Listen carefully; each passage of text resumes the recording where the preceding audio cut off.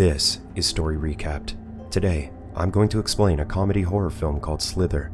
In this movie, we follow the residents of a small town as they fight to keep a parasitic alien from infecting everyone. Spoilers ahead. Watch out, and take care. Starla is a woman who is committed to honoring her marriage vows even in troubling times. Some neighbors question her intentions because she's beautiful and intelligent, while her husband, Grant, is unattractive, but she seems unconcerned with what other people think. However, her commitment to her marriage is tested to the extreme when Grant transforms into something hideous. In this film, we'll find out just how far she would go to honor her commitment as the authorities hunt down her husband. A meteorite from outer space hurtles towards Earth and lands somewhere in the woods of a South Carolina town called Wheelsy. In mere moments, a spheroid from the meteorite breaks open, revealing an organic material inside. In the morning, the residents go out about their day, unaware of the meteorite that crashed in their town. Starla Grant gives a lecture about evolution in her class, but some of the male students are more interested in her figure than the lesson. After class, Starla's husband, Grant, arrives to take her home. A cop named Trevor sees the couple and remarks that he'll never understand how Grant ended up with a beauty like Starla. Margaret points out that Grant is a wealthy man while Starla was dirt poor when he started pursuing her. Police Chief Bill Party adds that Starla's mother had abandoned her when she was 17. There was no one to take care of her because her father was a drunkard. While most people see Starla as a gold digger, Bill knows that Starla's reasons for marrying Grant are more complicated than what others think. For Bill, there's a huge difference between a gold digger and a woman who marries a man to escape a hopeless situation. Grant seems to know what other people think about their marriage. He displays his insecurity by fetching Starla after class and not entrusting her with her own car to get home on her own. That night, Grant tries to make love to Starla, but she says that she's not in the mood. In his frustration, Grant leaves the house and goes to the bar, where he meets Brenda. After a few drinks, Brenda leads Grant into the woods to show him a tree, where she carved their initials when she was infatuated with him. Brenda tries to make out with him, but Grant says he must go home because Starla would be worried about him. While preparing to leave, he notices the broken spheroid and a trail that leads to a maggot-like creature. As Grant inspects the creature, it suddenly shoots a needle that pierces his chest. The needle turns out to be a parasite that moves toward his brain and takes over his body. Grant leaves Brenda without saying a word. When he gets back home, he goes straight to the fridge and takes all the meat he can find.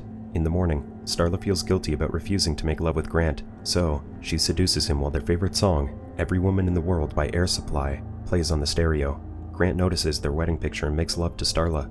At the school, another teacher notices that Starla is too cheerful, so she explains that Grant made love to her like it was their first time, and she sensed a significant change in him. Starla shows that her marriage to Grant is not all about money, and she's determined to perform her wifely duties. Her excitement about the changes she saw in Grant indicates that she has romantic feelings for him. Grant demonstrates that he's just as committed as Starla by rejecting Brenda, even when his wife refused to get intimate with him. Meanwhile, Grant buys an unusual amount of meat from the grocery and brings it home. When Starla asks him about a newly installed lock on the door to the basement, he claims that he's preparing a surprise for her birthday, which is still 2 months away. Later, Starla takes a shower to prepare for the launch of the deer season at the bar. Grant slowly approaches Starla as tentacles emerge from his body, but he eventually takes control of it. When Starla notices him, he suddenly tells her that he must go back to work, so she goes to the bar alone. Bill can't help but stare at her when he sees her arrive. Grant goes to Brenda's house and pretends to be interested in making love to her. When he takes off his shirt, Brenda's horrified to see the lesions on his chest. 2 tentacles suddenly slither out of Grant's body and puncture Brenda's stomach. Grant holds Brenda down and covers her mouth to keep her from screaming, while strange liquid flows through the tentacles. When Starla gets home, she's startled to see lumps on Grant's head, so she tells him to go to the hospital. However, Grant claims that he was stung by a bee, and he already visited a doctor. He notices the look of horror on Starla's face, so he begs her not to look at him that way. The following day, Starla calls Grant's doctor to tell him that her husband's condition is getting worse, but the doctor contends that Grant never came to see him. As she drives home, Starla notices the numerous postings of missing pets on a bulletin board. Grant doesn't want Starla to be frightened of him because he retains his affection for her, even as the parasites are taking control of his body.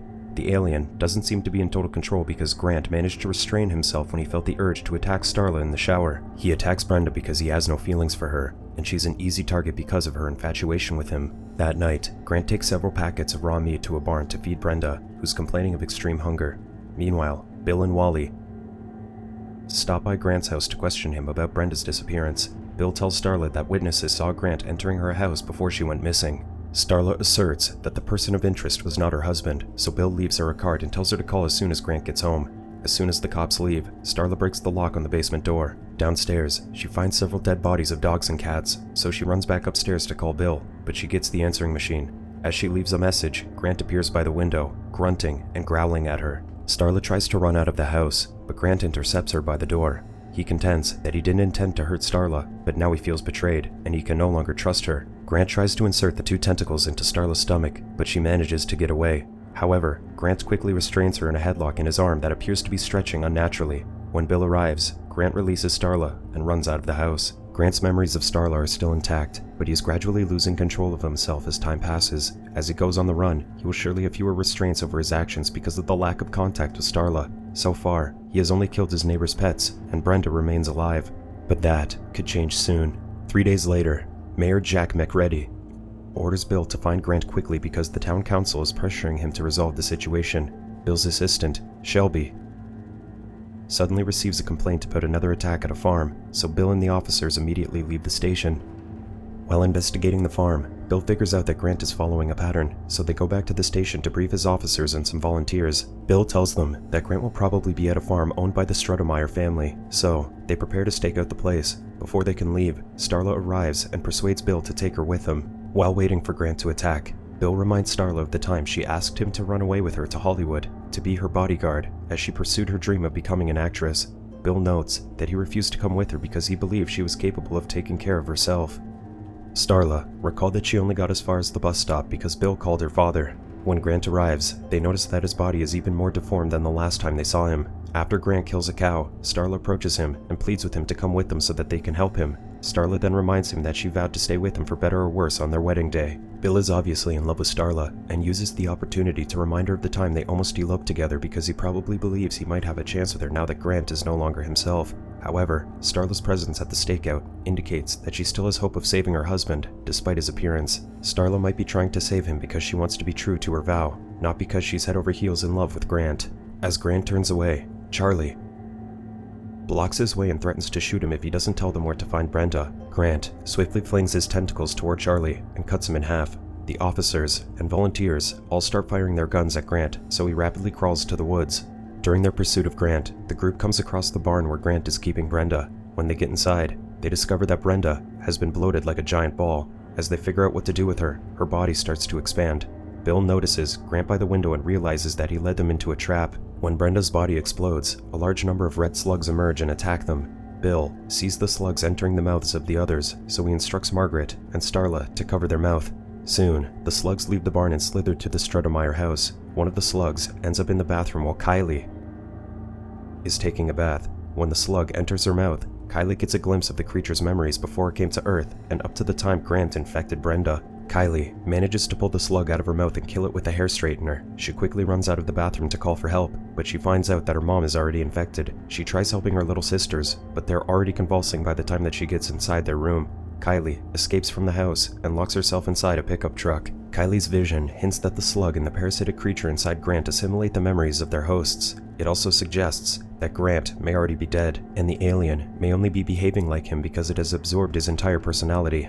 Even though Starla's husband is dead, she can still appeal to the creature by using Grant's love for her to prevent him from taking over the whole town. Bill tries to contact Shelby to ask for help, but there's no reply, so he runs back to the car to call for paramedics. Margaret finds out that the infected cops are still alive, so they take their bodies out of the barn. Soon, Wally wakes up and apologizes to Starla for strangling her. He stresses that he didn't mean to kill the neighbor's pets and turn Brenda into a worm, but he couldn't help it because it's his nature. Soon, the other infected members of the group wake up. When Starla notices that they're all talking like her husband, they contend they're all Grant.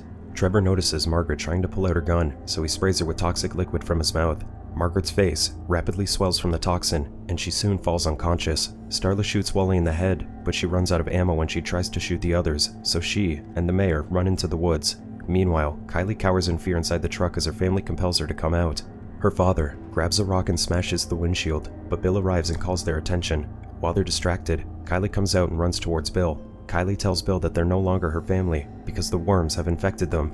Margaret was hoping that there still might be a way to save their infected friends, but that thought had vanished from Starla's mind when they started attacking. If anyone would know that the infected could still be saved, it would be Kylie. However, she doesn't mention anything about saving her family, which either means she doesn't know or it's no longer possible. Other zombies arrive to attack them, so Bill and Kylie run to the police car.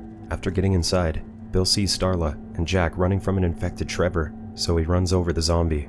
Bill and Kylie watch Starla in shock as she impales Trevor with a steel bar. After Jack and Starla join them in the car, Bill heads back to the police station. On the way, Bill contacts Shelby through the radio and asks her to contact the CDC. After she puts the radio down, slugs drop down from the ceiling and attack her. Kylie recounts that she became part of Grant when the slug tried to infect her. She notes that the creature infected Grant comes from outer space and travels from one planet to another to kill their inhabitants. The creature impregnates some of its victims, takes over their bodies of others, and eats the rest. Bill deduces that the worms are telepathically connected and act as if they're a single creature. Starla remarks that the parasite behaves like a conscious disease. Bill contacts Shelby again upon passing the city limits, but he's unaware that Shelby's already infected. After Shelby remarks that she has a surprise for them, a vehicle suddenly crashes into them. At this rate, it seems like there's no way to stop the slugs from infecting the whole town. If they really are telepathically connected, Bill and his friends will have a tougher time dealing with the creatures because all the zombies will go after them, even if only one of them detects the uninfected group. Escaping the town doesn't seem like a viable option because the slugs would eventually reach the nearby towns, so they have no choice but to find out how to kill all of them. When the zombies arrive, Bill manages to pull Kylie out of the car, but he can't save Starla and Jack. Bill and Kylie sneak their way to the police station to get a grenade because he has a hunch that the other aliens will die once they eliminate Grant. When Bill gets inside, an infected deer attacks before he can reach the grenade. Fortunately, Kylie hears the noise and saves him by hitting the deer with a fire extinguisher. The zombies take Starla to her home and lay her down in her bed. Bill follows the infected people in the streets in the hopes of finding Starla. Meanwhile, Jack wakes up and finds himself among the zombies while they're feasting on the meat of dead animals in Grant's basement. Jack manages to climb upstairs, but Grant hits him with his tentacles as soon as he opens the door. Starla tries to escape from her room, but she can't find a way out. So, she grabs a brush with a pointed handle and conceals it under her nightgown. Grant hasn't infected Starla yet, which means that he has a special plan for her. If Grant still has feelings for Starla, he may not want to infect her because he would only turn her into a mindless zombie. Grant may want to keep her mind intact, so she could keep him company once he has infected everyone else. Grant turns on the stereo and plays air supplies every woman in the world to call Starla's attention. In the basement, Jack starts getting hungry, so he reluctantly nibbles on a dead man's arm. When Starla gets downstairs, she finds numerous pictures of her on the wall. Grant berates her for breaking her vow to stick with him for better or worse. Kylie and Bill soon arrive at the house and witness how Grant absorbs the zombies into his growing body. Grant starts to wrap Starla with his tentacle, so she starts apologizing for turning him away. Grant eventually lets go when he hears Starla calling him by his name. Grant seems to be receptive, so he walks toward Grant slowly and promises to be there for him. When she gets close enough to Grant, she pulls out the brush and stabs him. Grant screams in pain and slaps her away with his tentacle. Starla seems to know that the creature before her is not Grant anymore, but she realizes that the alien still has retained his memories and feelings. He shows this by playing their favorite song and letting her know that he still expects her to fulfill her vows. Although she was able to exploit these feelings, the creature is still not vulnerable enough to kill. When Bill and Kylie get inside the house, Jack emerges and begs Bill to kill him. Bill shoots him in the head without hesitation. As soon as Bill sees Grant, he pulls the pin out of the grenade, but Grant swats it away with his tentacle. Bill manages to retrieve the grenade, but he drops it in the swimming pool after Grant throws him out of the room. Grant then knocks Kylie out by throwing a couch at her. Grant attempts to pierce Bill with his two tentacles, but Bill manages to block one of them. Bill notices a propane tank nearby, so he attaches one of the tentacles into it. After Grant pulls him back into the room, Bill instructs Starla to shoot Grant. After hesitating for a second, Starla pulls the trigger. Due to the flammable gas inside him, Grant explodes, and all the zombies drop to the ground. When the three head outside, they find no other survivors. Starla remarks that Bill must be regretting his decision not to run off with her to Hollywood. Bill stresses that he always regretted that decision. Since there is no one in town to treat Bill's wounds, the three of them go on their way to the next town to seek help. The alien has become lonely from assimilating and killing everyone it comes across, but it couldn't leave anyone uninfected or alive, since everyone it doesn't absorb would pose a threat to it. If it was able to endure the loneliness throughout its existence, it would have become more apparent after it absorbed Grant's mind. Although it retained its primary goal to absorb every living organism, it started longing for Starla's love. In the end, his longing has made him vulnerable because it allowed Starla to live. It never thought she would be the one to pull the trigger that killed it. Subscribe to watch more videos like this. Turn on notifications. And leave a like, it really helps the channel out. Thank you for watching.